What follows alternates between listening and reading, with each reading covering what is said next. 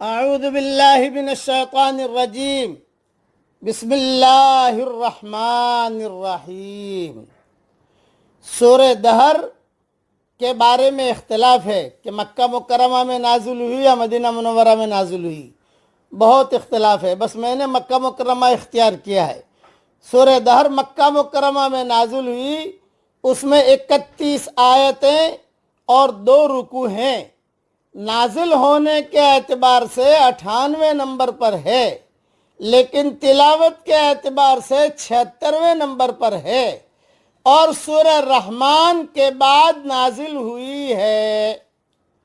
هل أتى على الإنسان حين من الدهر لم يكن شيئا مذكورا۔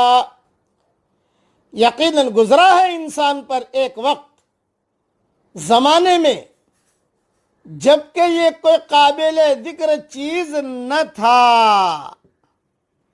یعنی وہ قابل ذکر چیز نہیں ہوتا، اس میں گویا انسان کو متنبہ کیا گیا ہے کہ وہ ایک پیکر حسن و جمال کی صورت میں جب باہر آتا ہے، ماں کے پیٹ سے دنیا میں آتا ہے، تو رب کے سامنے اکڑتا اور اتراتا ہے۔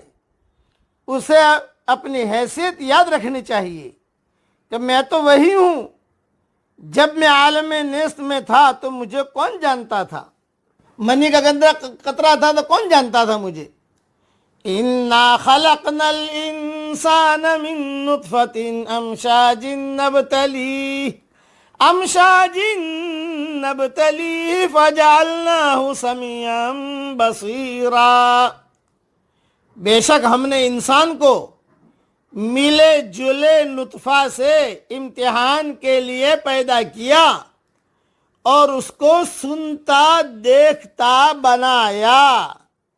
ملے جلے کا مطلب مرد اور عورت دونوں کے پانی کا ملنا، اور پھر ان کا مختلف اطوار سے مختلف دوروں سے گزرنا ہے۔ پیدا کرنے کا مقصد انسان کی آزمائش ہے۔ لِيَبْلُوَكُمْ أَيُّكُمْ أَحْسَنُ عَمَلًا، سورہ ملک میں کہا گیا کہ تاکہ تمہیں آزمائیں کون اچھا عمل کر کے آتا ہے، کون زیادہ عمل کر کے آتا ہے۔ یہ نہیں کہا ایکم اکثر عملا، بہت زیادہ کوانٹیٹی وہاں نہیں دیکھی جاتی، وہاں کوالٹی دیکھی جاتی ہے۔ اِنَّا هَدَيْنَاهُ السَّبِيلَ إِمَّا شَاكِرًا وَإِمَّا كَفُورًا، ہم نے اسے راہ دکھائی، اب چاہے وہ شکر گزار بنے یا چاہے ناشکرا، یعنی اسے سماعت اور بصارت کی قوت عطا کی تاکہ وہ سب کچھ دیکھ اور سن سکے، اور اس کے بعد اطاعت یا معصیت دونوں راستوں میں سے کسی ایک کا انتخاب کر سکے۔ یہ اللہ جل جلالہ عمن والو فرما رہے ہیں۔ پھر آگے فرماتے ہیں اِنَّا أَعْتَدْنَا لِلْكَافِرِينَ سَلَاسِلَ وَأَغْلَالًا وَسَعِيرًا، یقیناً ہم نے بے ایمانوں کے لیے زنجیریں اور طوق اور شعلوں والی آگ تیار کر رکھی ہے۔ اللہ تعالی ہم سب کی حفاظت فرمائے۔ تھوڑی سی اس کی بھی تشریح سن لیجئے، تفصیل تو انشاءاللہ میری تفسیر میں دیکھ لیجئے گا، تھوڑی تشریح بتا دیتا ہوں۔ یعنی مذکورہ قوتوں اور صلاحیتوں کے علاوہ ہم نے خود بھی انبیاء علیہ السلام اپنی کتابوں اور داعیان حق کے ذریعے سے صحیح راستے کو بیان اور واضح کر دیا ہے۔ اب یہ اس کی مرضی ہے اطاعت الہی کا راستہ اختیار کر کے شکر گزار بندہ بن جائے، یا معصیت کا راستہ اختیار کر کے اس کا ناشکرہ بن جائے۔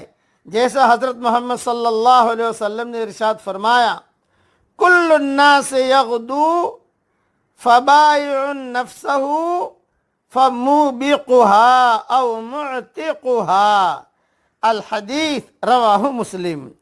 ہر شخص اپنے نفس کی خرید و فروخت کرتا ہے، پس اسے ہلاک کر دیتا ہے یا اسے آزاد کرا لیتا ہے، یعنی اپنے عمل و کسب کے ذریعے سے ہلاک یہ آزاد کراتا ہے۔ خلاصہ کلام یہ ساری آیتوں کا، اگر شر کمائے گا تو اپنے نفس کو ہلاک، اور خیر کمائے گا تو نفس کو آزاد کرا لے گا۔ اس لیے دعا کیجئے، پڑھیے میرے ساتھ، اے اللہ مجھے خیر البریہ میں شامل فرما اور شر البریہ سے میری حفاظت فرما، آمین۔ وآخر دعوانا ان الحمدللہ رب العالمین۔ یہ حدیث جو میں نے بیان کی ہے یہ مسلم شریف میں ہے۔